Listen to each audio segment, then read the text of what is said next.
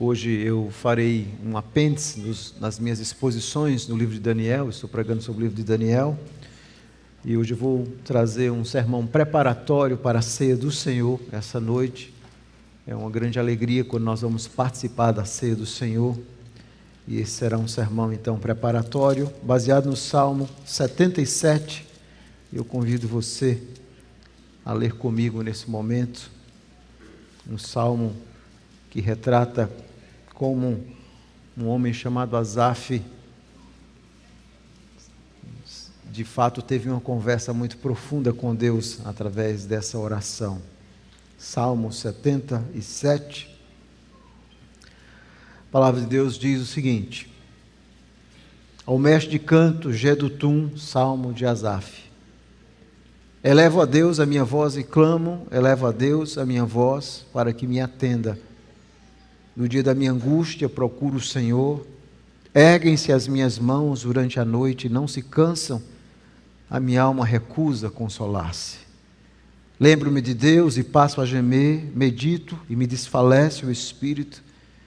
Não me deixas pregar os olhos, tão perturbado estou que nem posso falar. Penso nos dias de outrora, trago à lembrança os anos de passados tempos. De noite indaga o meu íntimo e o meu espírito prescruta. Rejeito o Senhor para sempre. Acaso não torna a ser propício? Cessou perpetuamente a sua graça. Caducou a sua promessa para todas as gerações. Esqueceu-se Deus de ser benigno. Na sua ira terá ele reprimido as suas misericórdias. Então disse eu: isto é a minha aflição. Mudou-se a destra do Altíssimo. Recordo os feitos do Senhor, pois me lembro das tuas maravilhas da antiguidade.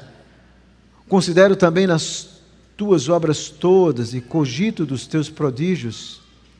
O teu caminho, ó Deus, é de santidade. Que Deus é tão grande como o nosso Deus.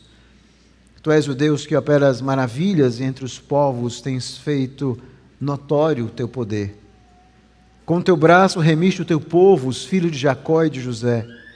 Viram-te as águas, ó Deus, as águas te viram e temeram, até os abismos se abalaram. Grossas nuvens se desfizeram em água, houve trovões nos espaços. Também as suas setas cruzaram de uma parte para outra. O ribombar do teu trovão ecoou na redondeza. Os relâmpagos alumiaram o mundo, a terra se abalou e tremeu.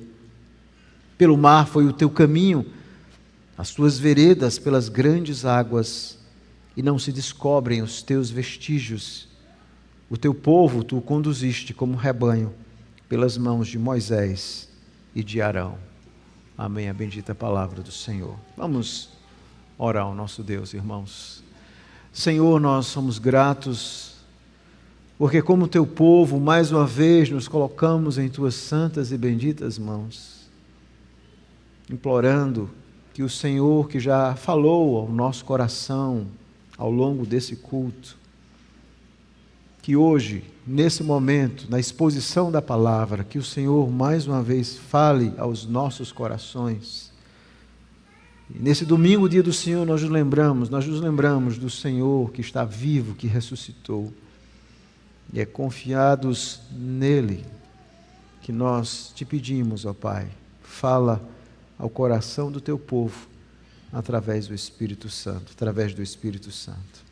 Essa é a nossa oração, em nome de Jesus. Amém. Meus irmãos, os dados estatísticos do nosso país são assustadores no que concerne a emoção das pessoas. O Brasil enfrenta hoje uma grave crise de saúde mental. Talvez nós nunca experimentemos, talvez não, nós nunca experimentamos na história níveis tão alarmantes como 9,3% das pessoas que enfrentam ansiedade. Segundo os dados, 5,8% da população diz que enfrenta depressão. Esses são os dados da OMS. Os dados de 2024 e 2025 indicam que 45% da população relata ansiedade. Em 2023 eram apenas 38%, onde adultos apresentavam dados ou episódios depressivos sendo mais prevalente entre mulheres e jovens. O que está acontecendo? E quando nós vemos esses dados, nós observamos que não apenas pessoas não cristãs enfrentam sérios problemas emocionais. Nós vemos também muitas pessoas que são cristãs, que enfrentam terríveis abalos emocionais. Obviamente, Deus nos criou como seres holísticos, formados de corpo e alma, nós somos seres emocionais. Nós também devemos reconhecer que o pecado nos faz experimentar a mais terrível emoção, que é a doença, a morte, o sofrimento. Em suma, as aflições. Nós vivemos em um mundo caído, e pecadores, vivendo em um mundo caído, quer sejam crentes ou descrentes, em algum momento vão experimentar boas, mas também terríveis emoções. Talvez seja o seu caso. Hoje você esteja vivendo em um momento de terríveis emoções.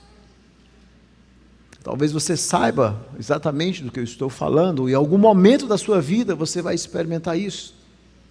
E a grande pergunta que nós nos fazemos é como é que o sofrimento se coaduna com o fato de que eu sirvo a um Deus amoroso, poderoso, pactual, Deus da aliança, que me salvou em Cristo e que diz que está comigo.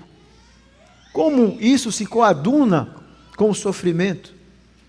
Talvez você possa imaginar, hoje eu vou participar da ceia do Senhor, é a certeza que Cristo está comigo. E mesmo assim eu estou enfrentando sofrimento.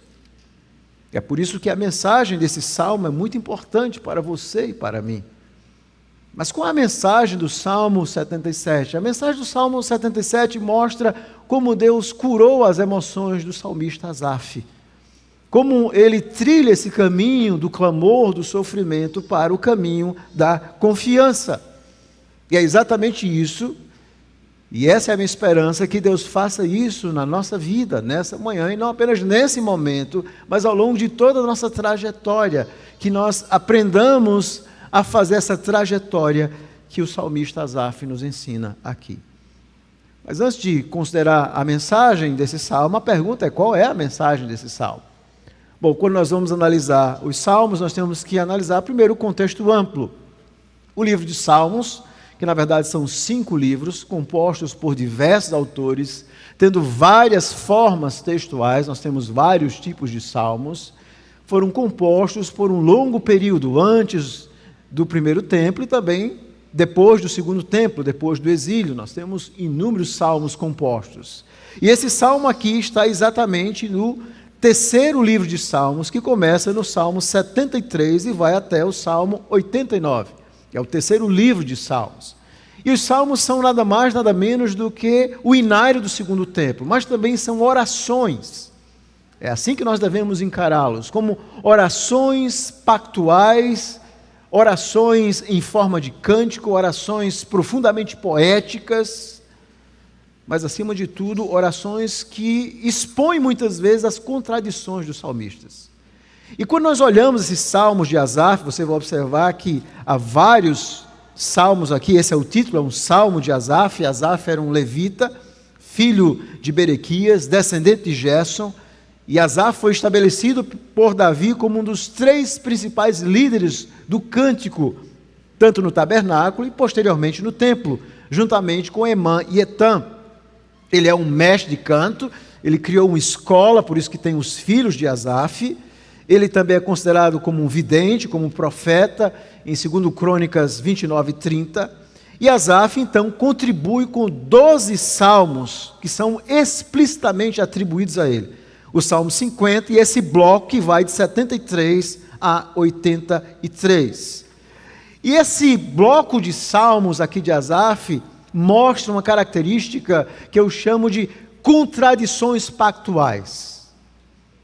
Porque, por um lado, esse grupo de salmos vai mostrar Asaf confiando em Deus, mostrando que ele confia na soberania e no poder de Deus, mas ao mesmo tempo olhando para um mundo caído, um mundo marcado pela maldade, pelo sofrimento do seu povo, um mundo marcado também pela prosperidade dos ímpios, onde nós muitas vezes perguntamos: bom, eu sirvo a Deus e parece que as coisas não estão dando certo, e tem um ímpio um vizinho ímpio, um amigo ímpio, que as coisas na vida dele parecem que estão sempre boas.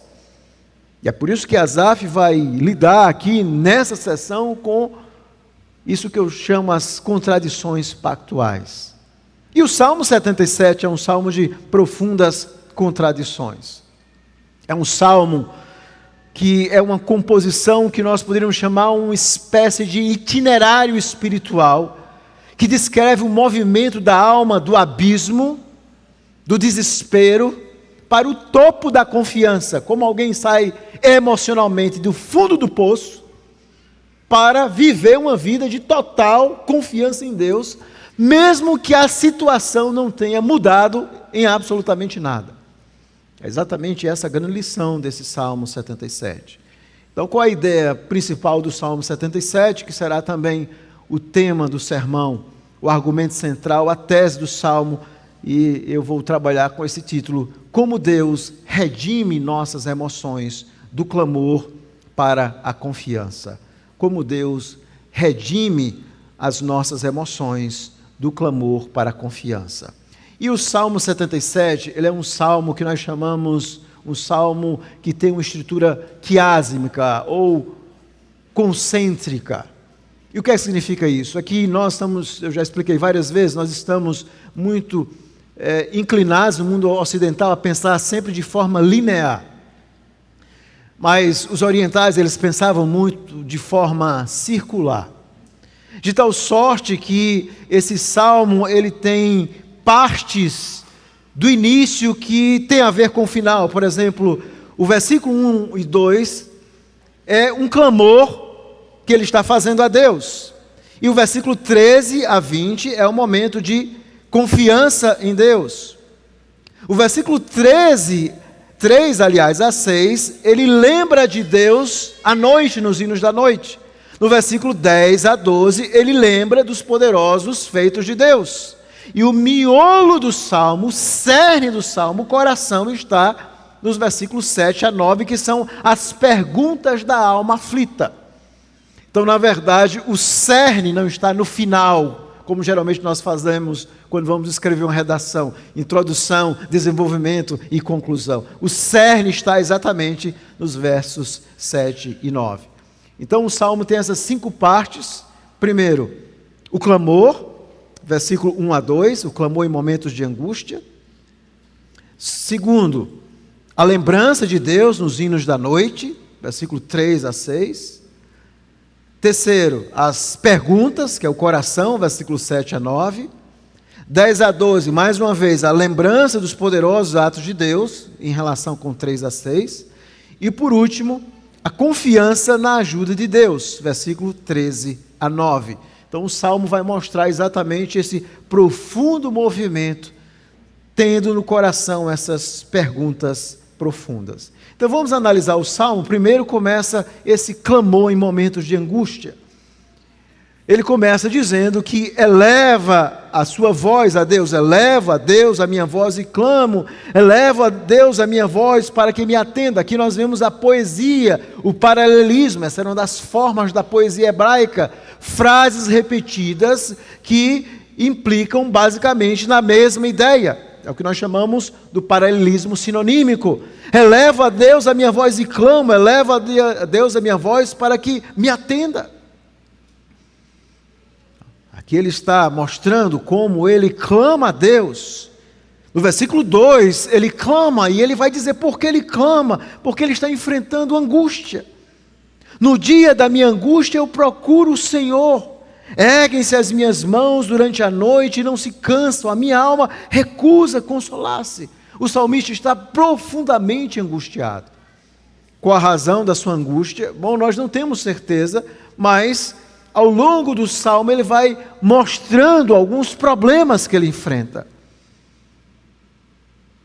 Esse salmo também, obviamente, foi composto por Asaf, não apenas para representar a sua aflição, mas para que outros aflitos cantassem, se vissem. É por isso que Calvino diz que os salmos são o espelho da nossa alma. Ele então, na sua angústia, ele ergue as mãos durante a noite, não se cansa, e a alma dele recusa a consolar-se, ele está sofrendo. E você pode até dizer nessa manhã: bom, pastor, eu não estou enfrentando nenhum sofrimento agora na minha vida. Mas ninguém passa por esse mundo sem ser tocado pelo sofrimento. Em algum momento esse salmo será útil para você. A realidade é que o salmista está sofrendo, ele está angustiado, ele está triste. E ele então clama a Deus. O que você faz quando você está triste? Bom, a primeira coisa, você pode buscar conversar com alguém, talvez um terapeuta. Essa é a primeira coisa que muitos fazem. Mas para um cristão, para alguém que crê em Deus, obviamente que o cristianismo, como nós conhecemos, vem em Cristo, mas para os crentes da antiga aliança, como os da nova aliança, em momentos de aflição, essa é a hora de se buscar a Deus. É a primeira coisa que nós fazemos na aflição, na angústia, no sofrimento, na dor. Erguer as nossas mãos. E por que erguer as mãos? Bom, porque nós aprendemos no Antigo e Novo Testamento que nós levantamos as mãos para Deus, não para cantar, mas para orar. Essa é a forma bíblica. E ele então levanta as suas mãos e ora a Deus, e clama a Deus, e busca a Deus. Ele está orando ao Senhor, apresentando a sua dor e o seu sofrimento, na sua angústia. Ele procura o Senhor. Veja, eu procuro o Senhor, sem se cansar. Ou seja, a ideia é que quanto mais o sofrimento se atenua, ou se torna mais persistente em sua vida, mais ele busca ao Senhor. Mais ele busca. Então, quando ele começa a clamar a Deus, ele começa então a fazer um processo importante. No versículo 3 a 6, ele começa a lembrar de Deus. Versículo 3, lembro-me de Deus e passo a gemer. Medito e me desfalece o espírito. Observe que a lembrança de Deus, no primeiro momento, parece ser uma contradição, porque ele lembra de Deus, de quem Deus é, e ao mesmo tempo lembra da sua fragilidade, do seu pecado, e aquele momento é marcado por profunda contradição. A lembrança de Deus traz essas contradições, porque de alguma forma ele percebe que o seu sofrimento não está fora da soberania de Deus. Veja os verbos que ele emprega: não me deixas pregar os olhos, tão perturbado estou que não posso falar. Ele não percebe a sua vida sendo dirigida pelo acaso. Ele percebe que em última instância até mesmo o sofrimento tem a ver com a mão de Deus. É por isso que ele atribui a Deus essas ações. Ele não consegue dormir. Às vezes ele diz: não me deixas pregar os olhos. Penso nos dias de outrora, trago a lembrança os anos de passado. De noite indago o meu íntimo e o meu espírito prescruta. Então ele começa a fazer agora uma retrospectiva, mas não é uma retrospectiva da sua vida à parte de Deus. É uma retrospectiva onde ele lembra quem Deus é, a grandeza de Deus, a providência de Deus. Qualquer retrospectiva da vida que não leve em consideração Deus é uma terrível retrospectiva. Ele sabe que a sua vida está nas mãos de Deus. E essa é a grande contradição. Por que é que eu estou sofrendo se há um Deus tão glorioso e bondoso que é o meu Deus? E ele então começa a pensar à noite. Ele quer entender, ele quer compreender o porquê ele está enfrentando essas lutas e aflições. E aí nós temos agora, depois dessa lembrança, as perguntas do versículo 7 a 9, que são perguntas muito profundas. São perguntas sinceras. Ou seja, em meio à sua angústia, ao seu sofrimento, primeiro ele faz a primeira coisa certa, que é buscar a Deus, é buscar a oração, é lembrar de Deus, é expressar as suas contradições, e esse é o segundo aspecto importante, é a sua sinceridade diante de Deus. Veja as perguntas sinceras: rejeito o Senhor para sempre. Será que Deus me rejeitou de fato? Acaso torna-se propício? Será que Deus vai ser misericordioso comigo ainda? Cessou perpetuamente a sua graça, Deus deixou de ser gracioso, caducou a sua promessa para as suas gerações. Será que Deus, que prometeu que estaria com o seu povo, será que essa promessa que ele fez caducou, não serve para mim? Aquelas verdades que a Bíblia ensina, que Deus está conosco. Esqueceu-se Deus de ser benigno, e aqui ele vai usar algumas palavras, uma palavra importante, a palavra recede. Será que Deus deixou de ser o Deus da aliança? A palavra recede, aquele Deus fiel. Será que Deus reprimiu a sua misericórdia, deixou de ser bom? Será que Deus esqueceu tudo isso? E o salmista vai dizer assim, na verdade, veja o versículo 10, isto é a minha aflição. Mudou-se a destra do Altíssimo, ou seja, a direita de Deus, de alguma forma, Ele está dizendo, todas essas perguntas são frutos da minha aflição. Porque houve uma mudança dos planos de Deus em relação à minha vida, da direita de Deus, e eu estou perdido. Eu não estou compreendendo. Essas são perguntas muito sinceras. São perguntas de alguém que está aflito e que não tem medo de abrir o seu coração em sinceridade e questionar e perguntar a Deus. É assim que ele faz essas perguntas da alma aflita. E talvez sejam as suas perguntas e as minhas em vários momentos da nossa vida. Será que realmente Deus ainda lembra de mim? Eu vou participar da ceia do Senhor essa noite. Será que Deus é fiel de fato? Será que Ele está lembrando dos seus servos, mesmo em meio à dor e o sofrimento? Por que nós sofremos nesse mundo? E aí nós temos o quarto movimento do Salmo, onde mais uma vez ele volta à lembrança. Da mesma forma que a primeira parte, do versículo 3 a 6, ele lembra de Deus nos hinos da noite. Observe que o Salmo o tempo todo vai ter esse misto de sofrimento e lembrança. O tempo todo o sofrimento quer nos fazer esquecer de Deus, mas Asaf não quer esquecer de Deus, ele quer lembrar do Senhor. E aí vem as lembranças dos poderosos atos de Deus, no versículo 10 a 12, quando ele diz assim, recordo os feitos do Senhor, pois me lembro das tuas maravilhas da antiguidade. Então ele começa a fazer uma retrospectiva de quem Deus é. Ele começa a voltar para o passado, para relembrar quem Deus é, das maravilhas da antiguidade, daquilo que ele aprendeu, da majestade de Deus. Considero também as tuas obras, os teus prodígios. Ele está pensando então no poder, na grandeza de Deus. E ele então vai reconhecer algo maravilhoso, o teu caminho, ó Deus, é de santidade. Ele então vai compreender que os atos de Deus sempre estão relacionados com a sua santidade, e muitas vezes em sua santidade ele traz juízo sobre o seu povo, como trouxe a Israel, mas também muitas vezes Deus usa o sofrimento e a aflição para nos ensinar a sermos mais santos, mais dependentes de Deus, mais confiantes em Deus. O caminho de Deus é de santidade. Que Deus é tão grande como o nosso Deus? Parece uma contradição, não é? Por um lado ele faz aquelas perguntas questionadoras, mas por outro lado o seu coração diz assim, não, há um Deus verdadeiro, que é grande, ninguém é tão grande como Ele. Eu não posso esquecer isso. E ele então começa, no versículo 14, o que nós podemos chamar a sua confissão de fé. Veja como é importante confessar nossa fé em meio ao sofrimento, a lutar contra o nosso próprio coração pecador, a dizer como Davi muitas vezes, porque estás abatido a minha alma, espere em Deus. E veja a confissão de fé, tu és o Deus que opera as maravilhas entre os povos, tens feito notório o teu poder. Com o teu braço remiste o teu povo, os filhos de Jacó e de Jessé. Viram-te as águas, ó Deus, as águas te viram e temeram, até os abismos se abalaram. Então ele começa a fazer essa retrospectiva. Deus tirou Israel do Egito. Deus escolheu Israel para ser o seu povo, o povo da aliança. Ele então começa a lembrar os grandes milagres que Deus fez. Versículo 18, o ribombar do trovão ecoou na redondeza, os relâmpagos alumiaram o mundo, a terra se abalou. Deus abriu o mar vermelho, pelo mar foi o teu caminho, as tuas veredas, pelas grandes águas, e não se descobre os teus vestígios.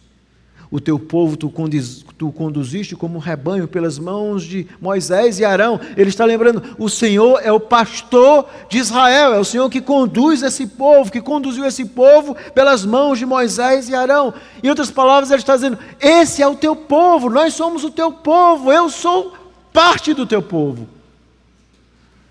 Tu és o nosso Deus, tu és o meu Deus.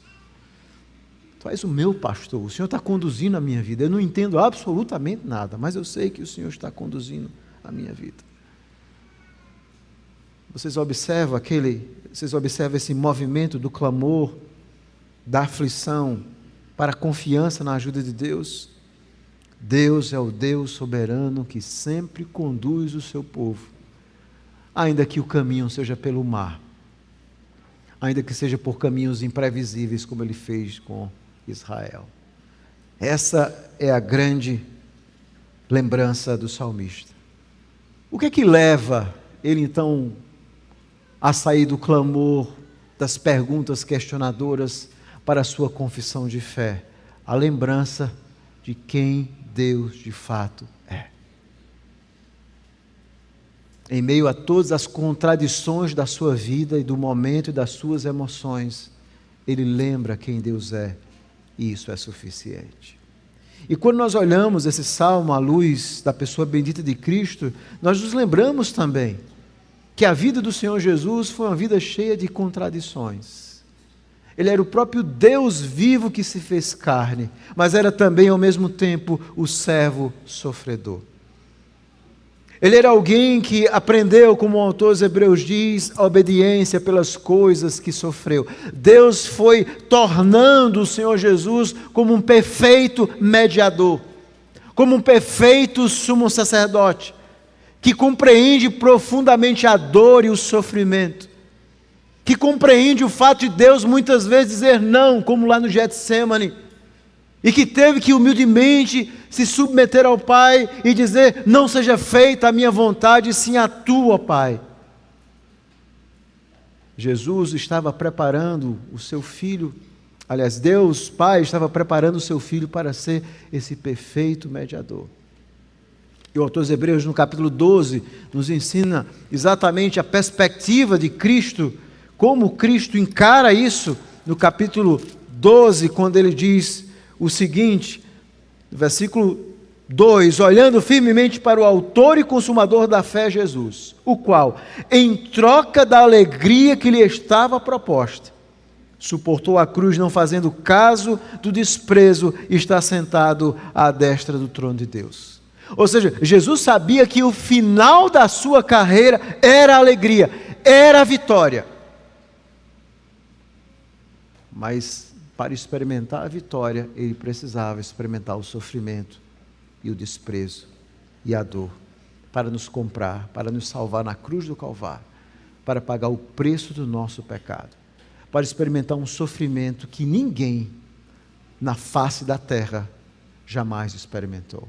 Experimentar não apenas o sofrimento físico, mas experimentar a ira de Deus em nosso lugar. Essa foi uma dor insuportável. E Jesus viveu exatamente isso, esse conflito de emoções. Por um lado, na cruz do Calvário, e a cruz do Calvário é esse conflito de contradições.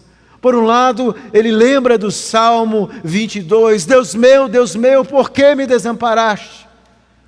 E ele se sente completamente abandonado.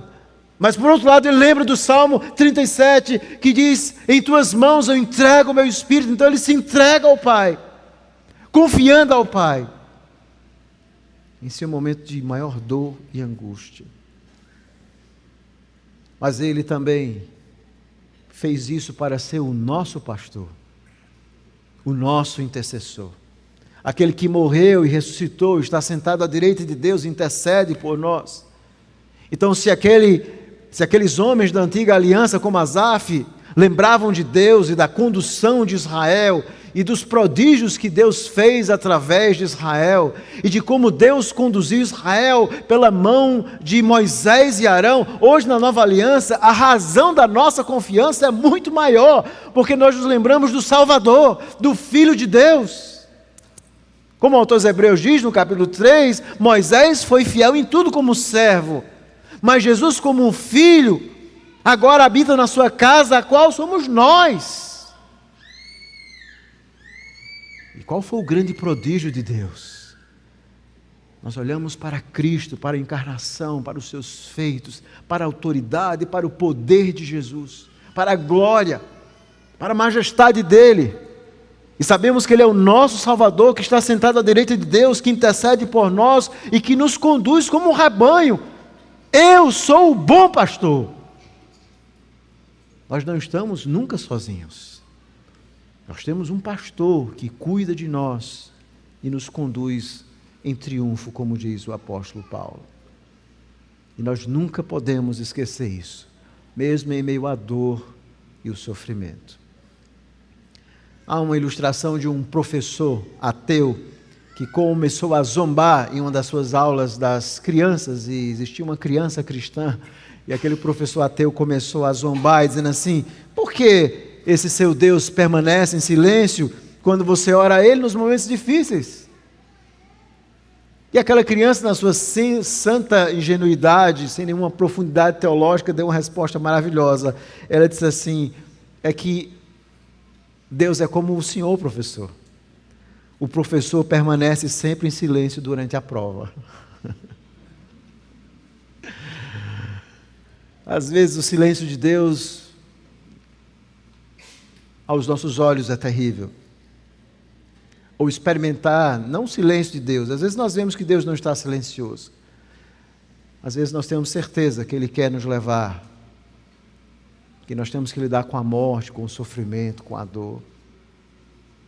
E nós temos que confiar em Deus, mesmo em meio à prova, porque esse supremo pastor e professor está guiando a nossa vida sempre.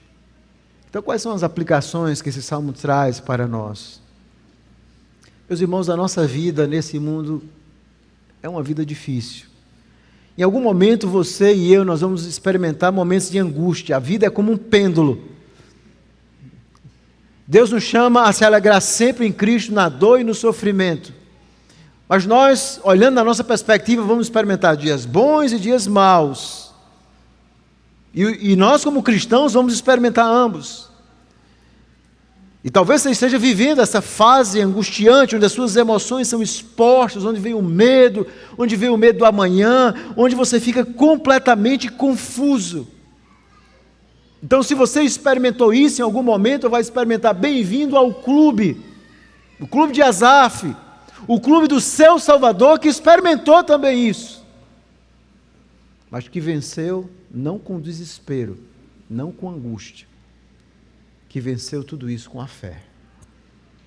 Em nossas vidas, muitas vezes nós experimentamos o pior das emoções, e é preciso coragem para dizer a Deus, como salmista, que nós não estamos bem. É preciso coragem para dizermos que nós não somos super crentes. É preciso ter coragem para dizer a Deus que nós não estamos entendendo, que nós estamos sentindo medo. E é na tristeza e sofrimento que nós fazemos as reflexões mais profundas da nossa alma.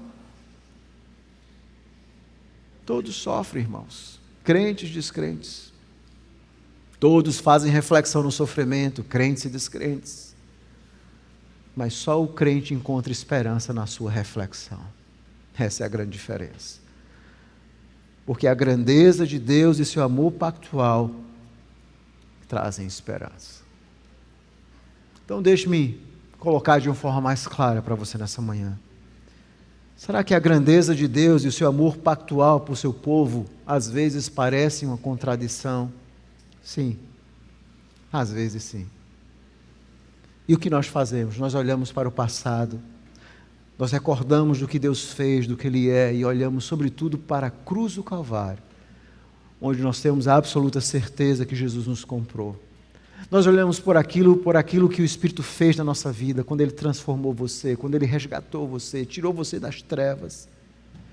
E essa grandeza de Deus, muitas vezes não traz conforto, traz angústia, porque nós lembramos que Deus é tão grande assim, porque Ele simplesmente não estala os dedos e resolve o meu sofrimento.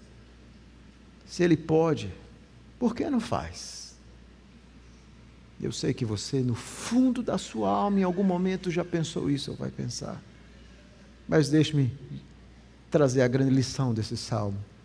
Deus nos prepara para a eternidade através dessas contradições. As contradições são a providência de um Deus que atua no meio do sofrimento para nos preparar para algo maior. E que algo maior é esse? é que eu e você venhamos a percorrer o caminho do nosso Salvador. Um caminho de sofrimento para a glória. E é esse caminho que nós vamos percorrer também. E o que nós fazemos em meio a essas contradições? Você pode ser redimido. Deus pode redimir as suas emoções. É isso que o Salmo nos ensina. Como é que Deus reme ou transforma, ou resgata essas nossas emoções terríveis? O medo, a ansiedade, a perplexidade. Bom, primeiro o Espírito nos faz olhar para fora de nós. Ao contrário de toda a psicologia moderna, que você busca fazer uma reprogramação mental na sua mente, ou talvez fazer uma reflexão a partir de você, o ensinamento bíblico é diferente. A remissão das emoções começa quando o Espírito faz você olhar para fora de você.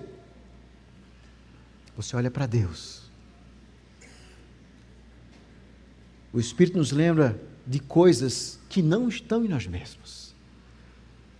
Nós olhamos para um glorioso Salvador, para um pastor glorioso, que cuida de nós, que prometeu, como diz Hebreus 13, 5 e 6, Ele nunca vou te deixar, eu nunca vou te abandonar. E eu lembro dessa promessa gloriosa. O Espírito nos faz olhar para fora de nós, para Deus. Faz o que fez com Asaf. Você lembra de coisas, você lembra quem é o seu Deus, você lembra quem é o seu Salvador. Isso traz esperança para você. Você sabe que o seu pastor está conduzindo a sua vida. Mas o Espírito também nos leva à oração e quebrantamentos profundos. Ou seja, primeiro o Espírito nos faz olhar para fora de nós e depois ele nos faz buscar a Deus em oração profunda. O crente olha para fora de si mesmo em oração. Então você se chega a Deus, você busca a Deus, você abre o coração com sinceridade, sem subterfúgio, você dobra os joelhos, você diz que não entende, você lamenta, você chora, mas ao mesmo tempo você diz, mas eu sei que Deus é o meu Deus. E ao mesmo tempo que você chora e pergunta, o seu coração confessa a sua fé em um Deus vivo e verdadeiro.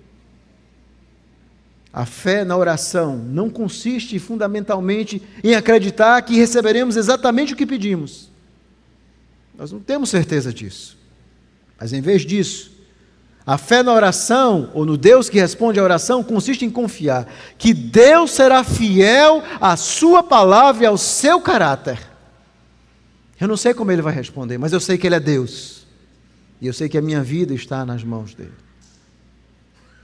Resumindo, a redenção das nossas emoções passam por um momento quando o Espírito nos leva a olhar para Deus como sendo o nosso Redentor. E em meio a uma geração doente, onde as pessoas olham para si ou em volta de si, onde nós estamos vivendo essa sindromização da vida, cada ano surgem mais doenças emocionais novas que são catalogadas, nós aprendemos uma máxima importante nesse salmo. A redenção de nosso corpo e alma nunca está em nós mesmos. E você não pode esquecer isso. A redenção das nossas emoções está fora de nós, na graça e força em Cristo, na mensagem do Evangelho de um Deus pactual, de uma aliança que foi selada com sangue, uma aliança que Deus nunca vai voltar atrás, onde Ele te comprou e prometeu ser o teu Deus na vida e na morte. E deu o seu Filho para morrer por você. Um Deus que te elegeu antes da fundação do mundo. Que te selou com o Espírito Santo da promessa. E que promete que nunca vai esquecer de você. Um Salvador e Redentor que foi um sofredor. Que hoje está sentado à direita de Deus e intercede por nós. É assim que Deus redime as nossas emoções. É assim que Ele nos faz sair do clamor para a confiança. Mesmo quando nada, absolutamente nada tenha mudado. Mesmo quando as nossas orações ainda não foram respondidas. Resumindo, a redenção de nossas emoções está na lembrança, meus irmãos, da grandeza de Deus, no que Ele fez e faz por nós, através da obra gloriosa de Jesus Cristo. uma obra redentora completa. E nós então confessamos a nossa fé nesse Cristo glorioso. A dor física e emocional, o choro, morte, solidão, abandono, lágrimas, tudo isso o seu Salvador experimentou de uma forma muito mais intensa do que você. Então Ele é poderoso para socorrer você quando você enfrenta tudo isso. Olhe para Jesus, olhe para Ele nessa manhã, olhe para a sua obra. Jesus é o remédio e cura para aflitos, para corações chorosos. E Ele mesmo disse: vinde a mim, vocês que estão cansados e sobrecarregados. Tomai sobre vós o meu jugo e aprendei de mim, porque sou manso e humilde de coração. E achareis o quê? Descanso para a vossa alma, porque o meu jugo é suave e o meu fardo é leve. Em algum momento na nossa vida nós vamos precisar de um ombro de descanso. Nós vamos precisar que as nossas emoções sejam recompostas. Nós vamos precisar que os nossos medos sejam banidos do nosso coração pecador. E a solução está tão perto de você. Dobre o seu joelho, vá até esse Deus glorioso, confie nele e nesse Salvador glorioso, e Deus vai redimir todos os seus medos, vai arrancar do seu coração todas essas perturbações, e vai levar você a dizer, como o salmista Davi: em paz me deito. E o restante do versículo: e logo pego no sono, porque só tu, Senhor, me fazes repousar seguro. Amém. É com essa perspectiva que você deve participar da ceia do Senhor essa noite, crendo, independente da circunstância, que você é dele, que ele lhe comprou. E a ceia do Senhor, essa certeza em nosso coração. Vamos orar nesse momento. Senhor Deus bendito, nós te agradecemos pela tua palavra. E hoje, nessa manhã, nós colocamos os nossos corações diante do Senhor, rogando que o Senhor redima, que o Senhor transforme, que o Senhor mude todas as emoções conflituosas, que são frutos do nosso coração pecador, como Jesus nos ensina, que produz terríveis maus pensamentos. Que o Senhor redima todas essas emoções e que nos faça ter uma fé viva e verdadeira em Cristo, e que nos dê a força para enfrentar todas aquelas circunstâncias que o Senhor, em sua soberania e providência, quer que enfrentemos aqui. Visita aqueles que estão enfermos, visita também os familiares que enfrentam a dor de ver um familiar próximo enfermo. Visita aqueles que estão calados, mas lá no fundo enfrentam esse medo, essa angústia. Que o Senhor venha trazer a paz, porque a tua presença é a paz. Que a paz do Senhor esteja sobre o coração do teu povo nessa manhã. É em nome de Jesus que nós oramos. Amém.